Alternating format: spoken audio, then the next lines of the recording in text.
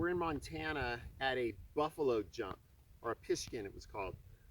Lewis and Clark thought they had ran into a couple of them, and maybe they did, but buffalo jumps really weren't used too much once horses came around. Prior to horses in the 1700s, for perhaps thousands of years, uh, if you think about how would a group, a tribe of Indians capture, kill a large herd of buffalo just on foot with bows and arrows and knives and so forth, bone knives.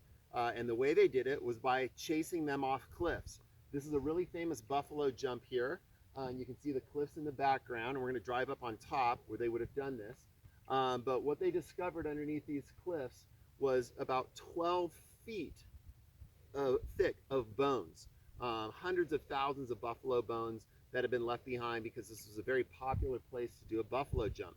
And what they would do, the buffalo runner, who had the most dangerous job by far, usually a smaller person, a kid, a teenager, he would be disguised as a buffalo calf.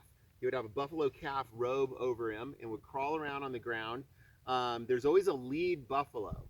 And all the buffalo are kind of dumb. They follow the lead buffalo. And so they would hide and they would determine who the lead buffalo was.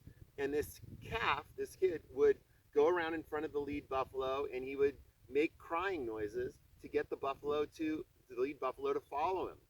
And the lead buffalo would follow him, and their goal was to lead them off of the cliffs.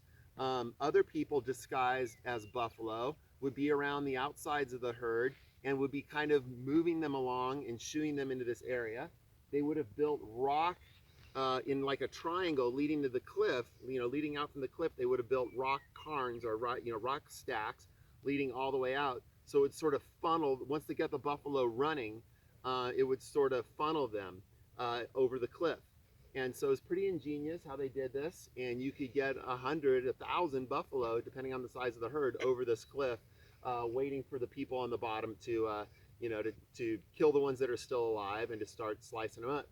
And so that's what they would do. That buffalo runner had a dangerous job. Once the people in the back got the buffalo running, the stampede started, he had to outrun the lead buffalo.